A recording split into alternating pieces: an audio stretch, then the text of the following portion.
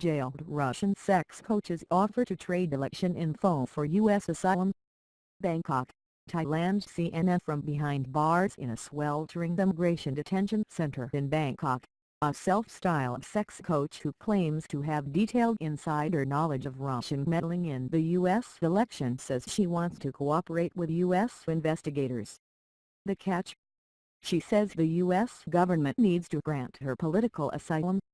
Belarus-born Anastasia Vashkevich claims she has proof of Russian interference in the 2016 U.S. election in the form of more than an hour of audio recordings and photos of meetings.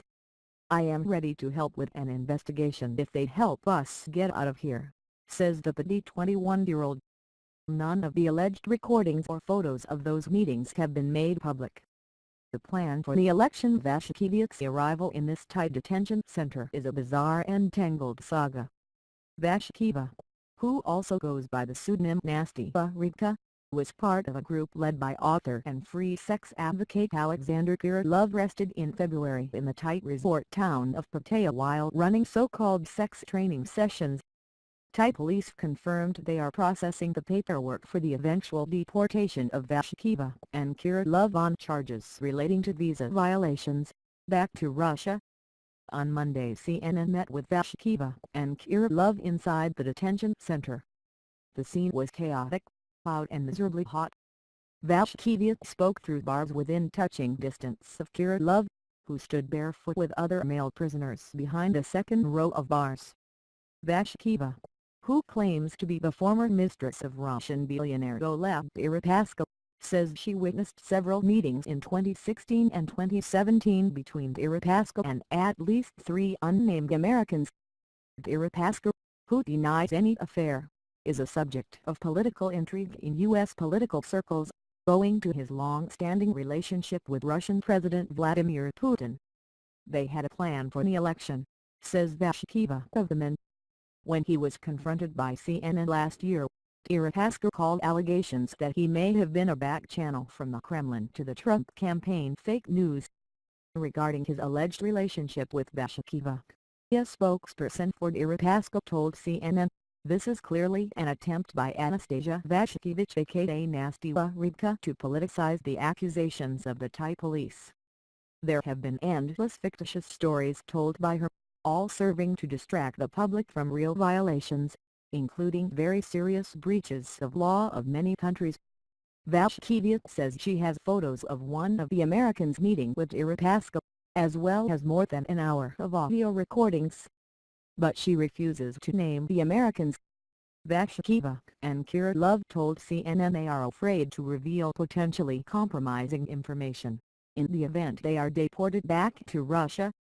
They have made public appeals to the U.S. government to speak to them, but they say so far no U.S. official has visited them in jail. "If I was an ambassador and there was information affecting the country I love and I didn't do anything, it would be very silly," Vashkevich told CNN. A matter of life or death back outside the detention center. Pavlo Yunko, the Ukrainian-American tourist who says he paid around $400 to attend Vashkevich and Kirillov's week-long sex training course, described the predicament now facing the pair as a matter of life and death. Yunko claims to have been passed a handwritten note from Kirillov shortly after his arrest, which he says he personally delivered to an official at the U.S. Embassy in Bangkok. "We rescue political asylums sick and help us and protect us as quickly as possible, because we have very important information for USA and we risk our lives very much," read the note. "We have photo video audio of Crimeans sick of Russian government and I'd give them USA if you help us," he added. Jillian Honordos, a spokesperson for the U.S. Embassy in Bangkok, told CNN on Monday she was aware of media reports of the arrests and the letter seeking asylum, but referred inquiries to Thai law enforcement. "We referred all inquiries about asylum and asylum procedures to the DHS," Honordos added, referring to the U.S. Department of Homeland Security. Strange days are these. Vashkevich came into the spotlight after publishing footage from social media of a 2016 meeting on a private yacht between Deripaska and Russian Deputy Prime Minister Sergei Prikhodko. during which the two men could be heard discussing Russia's poor relationship with the United States. Deripaska is an ex-business associate of former Trump campaign chairman Paul Manafort. Manafort, who provided investment and consulting services to Deripaska, worked for the Russian billionaire about a decade ago, according to both men. According to emails described to the Washington Post, Manafort, through an intermediary, offered to provide Deripaska with private briefings about the state of the Trump campaign.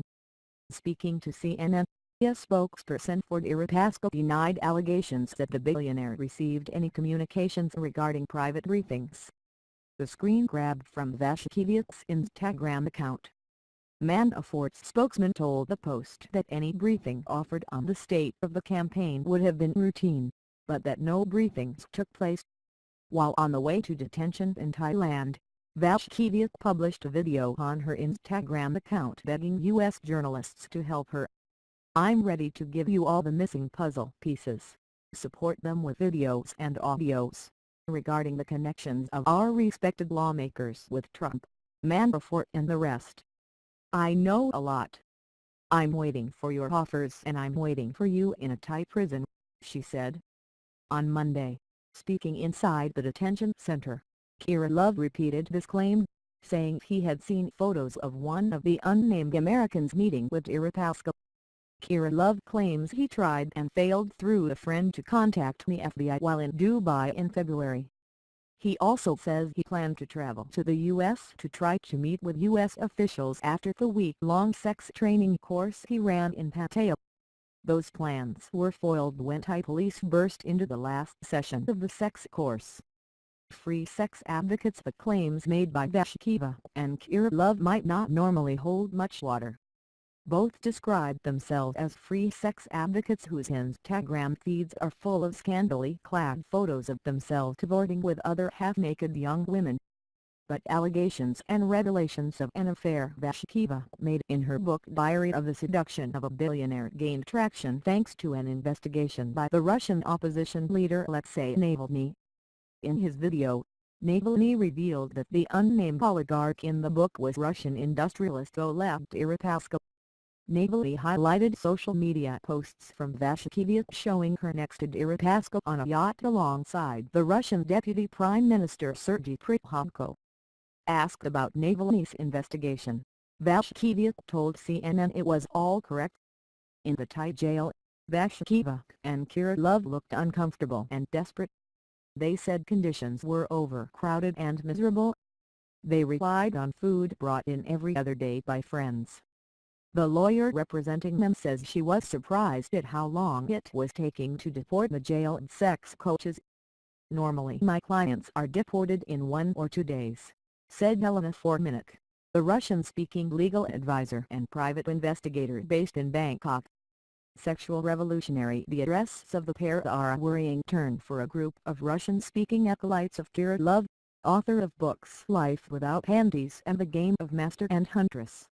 On Monday, Ukrainian native Maria Skobita waited outside the detention center in the sweltering heat in the hopes of arranging an appointment to meet Kirillov and Vashkevich.